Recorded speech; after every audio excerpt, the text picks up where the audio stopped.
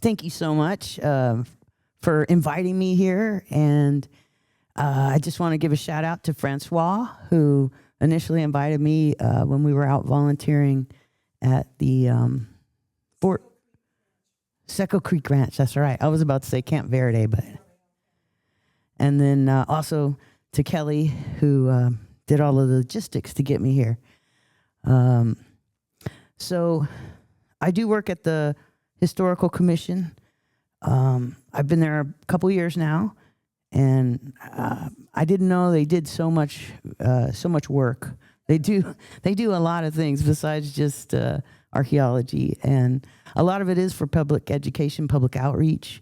So I'm really glad to hear you guys are going to make some strides in that direction. And I got to say, too, in the beginning here that I've always admired y'all's organization. You were always putting on fairs. I think that's how I first learned about you, was when I was in CTA, and we had given you some money for your fair or something, and then you sent in this report that was just mind-blowing because you had put on this big fair and you showed all your booths and stuff, and I was just blown away. I was like, wow, these folks got it going on.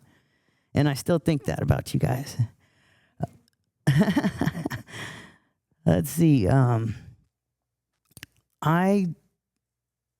I'm talking about today is the results of a survey that we did last year at Field School.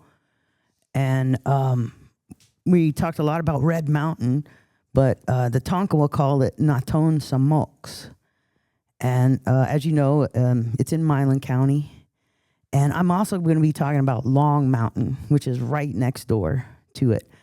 And I just want to remind you that Red Mountain is not yet open to the public. So you can't yet visit it outside of Field School just yet. Let's see.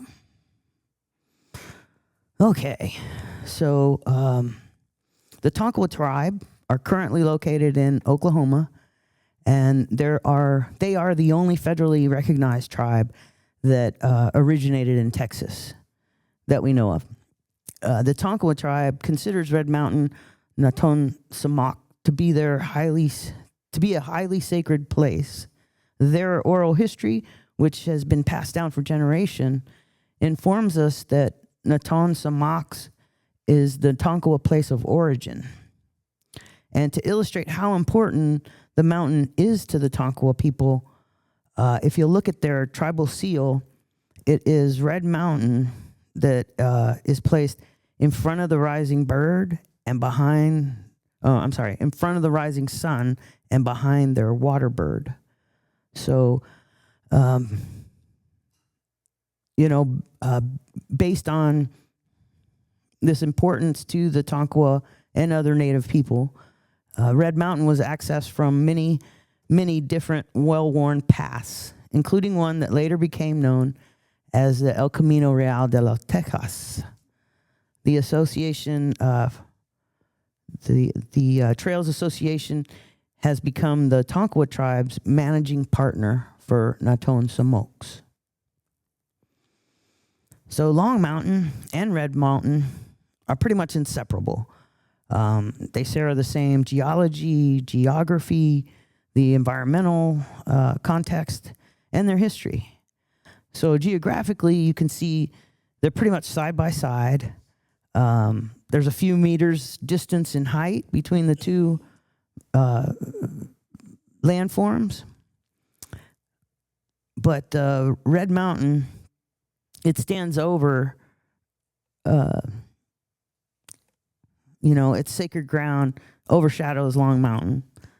And other oral history that we get from Spanish accounts place the Tonkawa and at least 28 other nations who gathered at Red Mountain for ceremony and celebration. So these people were believed to have resided in a village that the Spanish referred to as Rancheria Grande. And so it's thought to be southwest of Red Mountain.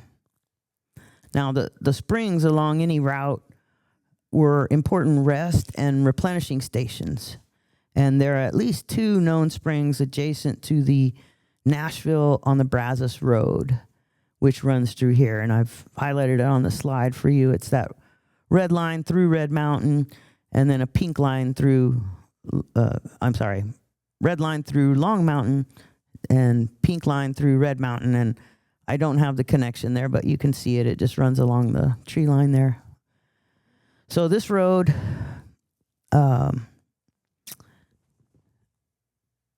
one of these mountains is on the northwest edge of Beaver Branch Creek.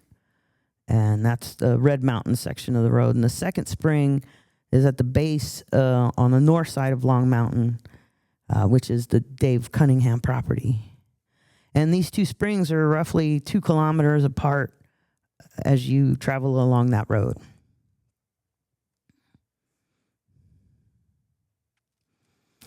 So in 1716, Spanish military impresario Domingo Ramon noted a great many Native Americans in the Red Mountain area as his entourage passed through Milam County on their way to East Texas to establish Nacogdoches and the missions there.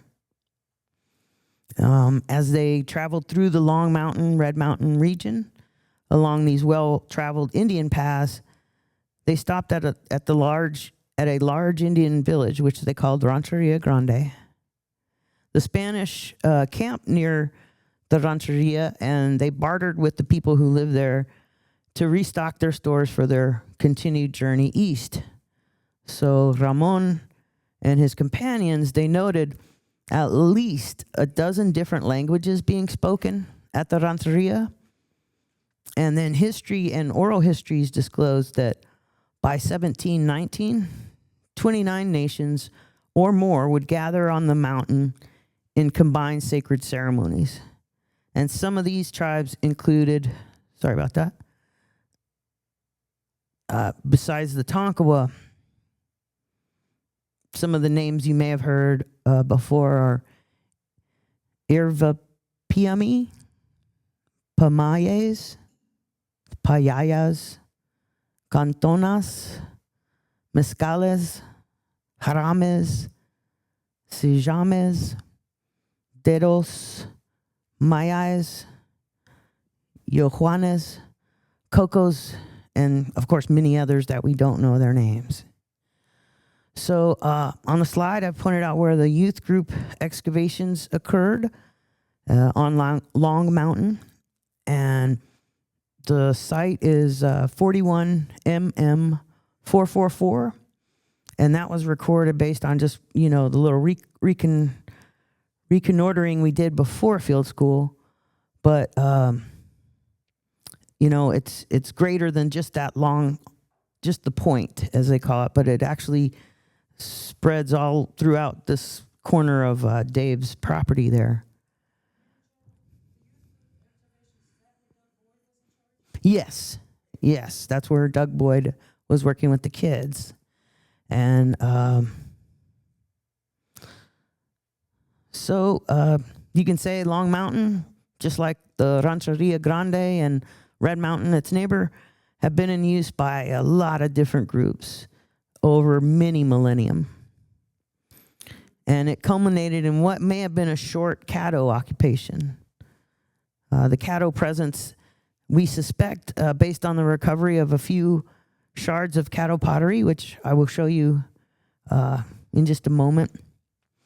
And then the two pins that you can see just southwest of the youth group excavations were two mounds. LiDAR, it shows up on LiDAR as well, and old photography, aerial photography, these mounds. So while we know a little bit about them, we don't know everything. Here's one of them. We don't know the cultural affiliation. There was, like I said, a minor amount of Caddo pottery in the youth group excavations, which, Caddo pottery known to be widely traded. So it doesn't, it could have been brought in, may not have been actual Caddo folks or just people who traded with them. Each mound resembles a low profile, perhaps a burial mound or a ceremonial platform. The problem, though, with this hypothesis is that, as you can see, there's a lot of trees that grow on them, and they're not very big trees. So we'll have to do some further excavation to figure out what's going on here. So like I said, they exist in a recent grove of trees. Presumably the land was bare when the mounds were constructed. Today it's young but dense post-oak forest. So these same trees grew up on the mounds and died, giving evidence that the mounds were there before the trees. The diameter of the current trees is not very big, 25 centimeters at the widest. You can see they're mostly saplings. Because of the supposed age of the forest, it's possible the mounds may represent some historic activity. We're going to have to do some non-invasive methods to try to figure out what's going on. Probably electromagnetic conductivity. Let me see. And then also because if the cattle were present, we can also we can do some geomorphological investigations and see if we can't find early signs of early agriculture.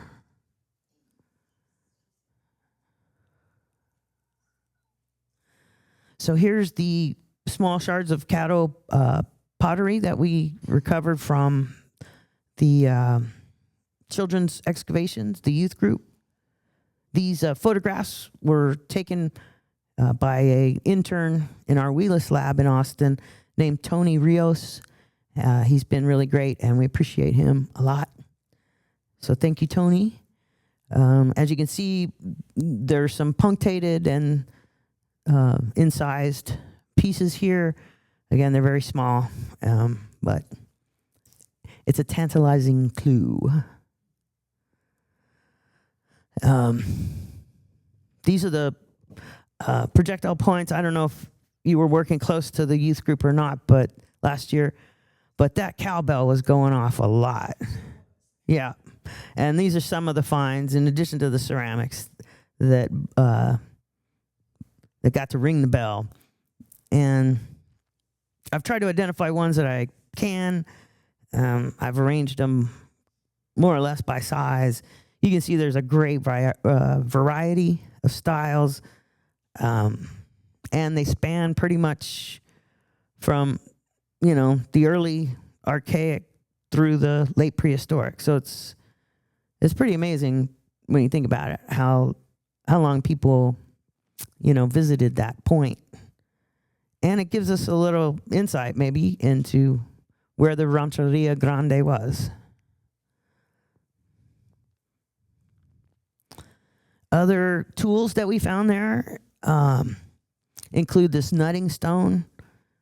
What we think is a nutting stone. It has this depression, and it also has on the end, it was very battered.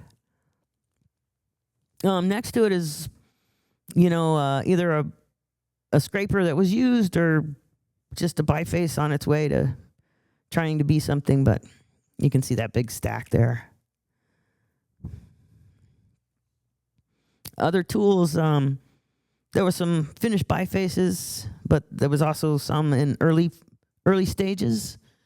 The one in the middle has a nice break on it, so it's possible it was hafted as a scraper.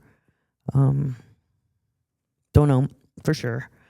And then finally, the piece of burned rock, it's sandstone, and it appears to have been burned, which if you've been to the youth group or you know of it, it's one big burn rock midden. So, but what's interesting about this one is there's these lines that have been incised on it, whether they were, trying to straighten their shaft or just making art, who knows, but it's kind of neat. And then evidence of drills and drilling. This is two sides of the same rock that they drilled a hole all the way through, and then on the edge you can see they were maybe practicing their drilling, who knows, but it's kind of a neat little thing and gives you an idea of, what somebody might have been doing just to pass the time or to practice.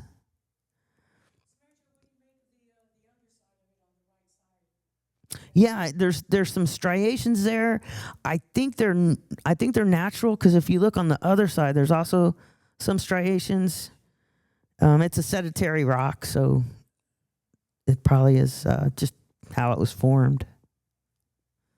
If you never made it up to the youth group, this was their view. And it was a pretty nice working spot, shady.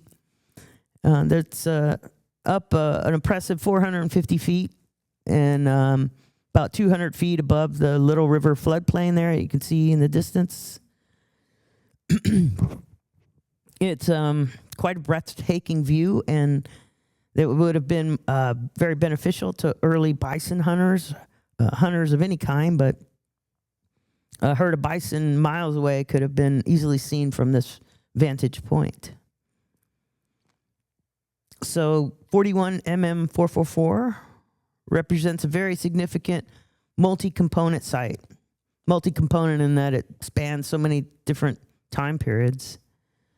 So it appears there was continuous and repeated occupation spanning from the late Archaic through the late prehistoric into the ceramic period. The site's strategic setting overlooking the Little River floodplain, and combined with the access to the ridgetop spring and, of course, the diverse ecological zones, these created the perfect conditions for sustained human occupation. If the two mounds are found to be cattle burial mounds or associated with the cattle in any way, that would extend the currently defined geographic range for this mortuary practice. The size of this site, and I'll show you an expanded boundary. The size of it, the extensive evidence of burned and intact thermal activity, and diagnostics, they all show this continuous use through time. And they all indicate that the site warrants nomination as a significant archaeological site that played a major role in the regional prehistory. So these are the two groups that surveyed Long Mountain. JZ, led by John Zumwalt, and Kelly Timmons troopers. They were awesome. These folks are amazing. They had about 12 participants, including John and Kelly. And then Kelly's group was about 7, not all pictured here. And we thank John and Kelly for serving as the crew chiefs. And then here's the Red Mountain or Natom Samox crew. We had 107 people sign up for survey or for field school last year. Ruth Matthews, as I said, served as principal investigator for Red Mountain and Long Mountain and a couple of different smaller places that were investigated. Red Mountain, we started with these 25 people here. As you know, different people stay for different amounts of time. So by the end, we were down to a dozen, but very, very hard workers, one and all. The first thing we did as a team is we hiked up to Red Mountain. I wanted them to experience it, to appreciate it, to realize just how sacred it was. So we all hiked up there. And this is the view. It's quite spectacular.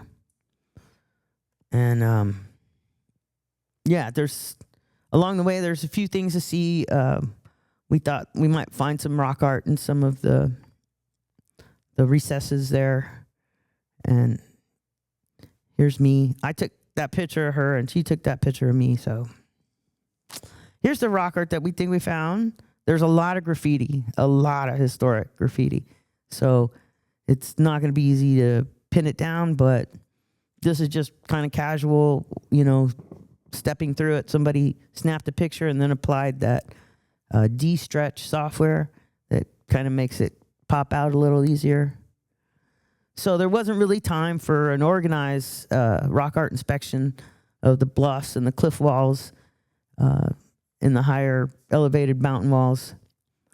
So Steve Gonzalez is the director of the El Camino Real de las Texas National Historic Trail Association.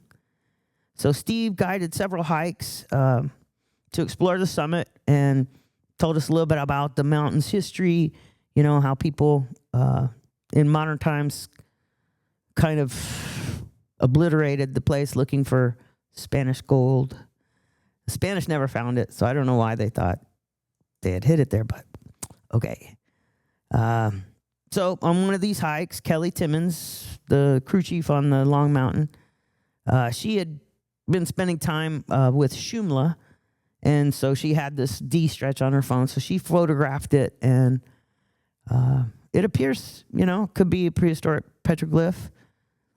And, of course, it's been overwritten by graffiti several times, but anyway, she was able to enhance it and kind of, you know, I don't know if it's a sun symbol or what it, but it's kind of cool.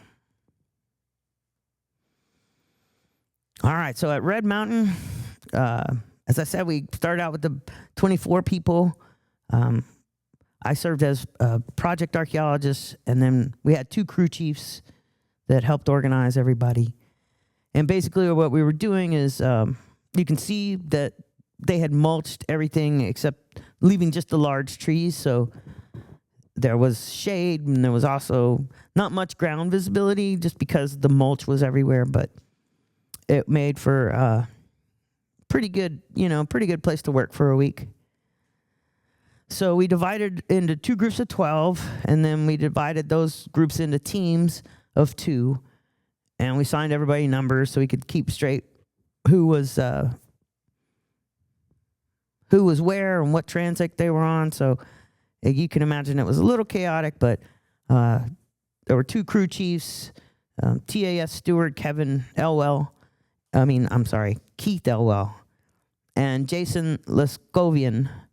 Those 2 were responsible for guiding the participants and showing them how to conduct an intensive shovel testing survey and then help them identify what came out of their shovel test. We also did some metal detecting. The guys on the left here did a lot of metal detecting before I think they're actually doing a metal detecting hit right here. But on the 4th day, the metal detectors came in and they worked along the historic road. And many of the metal detecting hits dated to the early and mid 20th century, as you can imagine.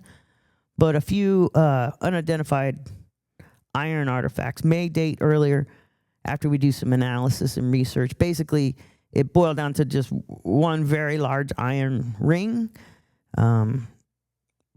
We theorize that it's from an oxen harness. It's a little bit big to be on a saddle on a horse. So, but beyond that, there wasn't really much metal. Okay, keep in mind, no judgment here. This is field school. These are our transects. Some of them aren't as straight as others, but hey, they got done. We got 12 transects accomplished, 97, almost 100 shovel tests. We covered about 12 acres really solidly. Out of all of those shovel tests, 60 of them were positive. Now, the artifact showed up between, a few inches below the ground to 80 centimeters, almost a meter. But there weren't artifacts, mainly flakes. So burn rock and a lot of lithic debitage. So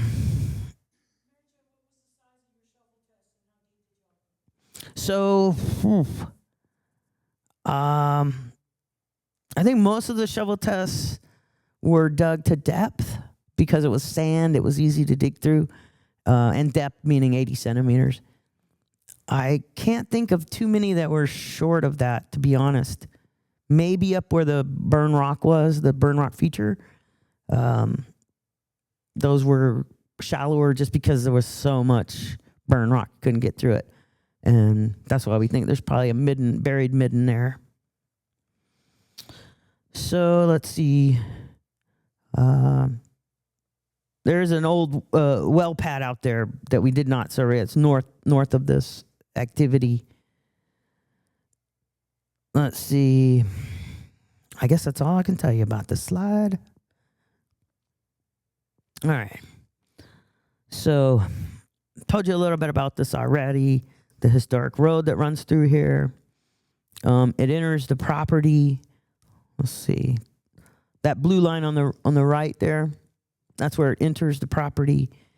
And then it drops down, becomes this red line, drops down to the spring, and then kind of winds, leaves the property, and then along the south property line, and then swings back into the property. And it's left a swale of sorts, so you can definitely tell where it was.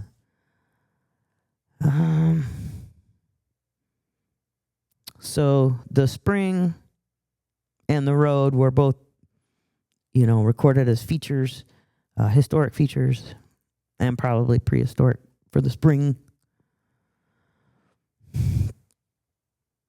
And so these were our results. The larger kind of purplish shaded area, that's how much ground we covered. And this little area here, the yellow, is where that buried burn rock midden is. And that just shows all the most positives, the stuff with burn rock and chert. So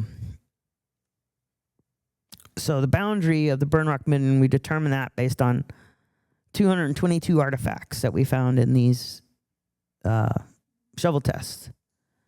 So I think I previously mentioned that the entire survey found just under 400 flakes, lithic flakes. So half of them were from this area. Okay. The yellow lines, that shows an old, modern features associated with the oil well that had been there. The smaller yellow box up at the north of in this picture is an overflow pond, and then the yellow line is sort of like a ditch that joined that pond to the creek, because the creek, the road, the spring, they're all right there. So it looked like they directed their overflow into the creek. And then the larger square there is where they have their ceremonial grounds. If you came to the powwow there, that's where they held it.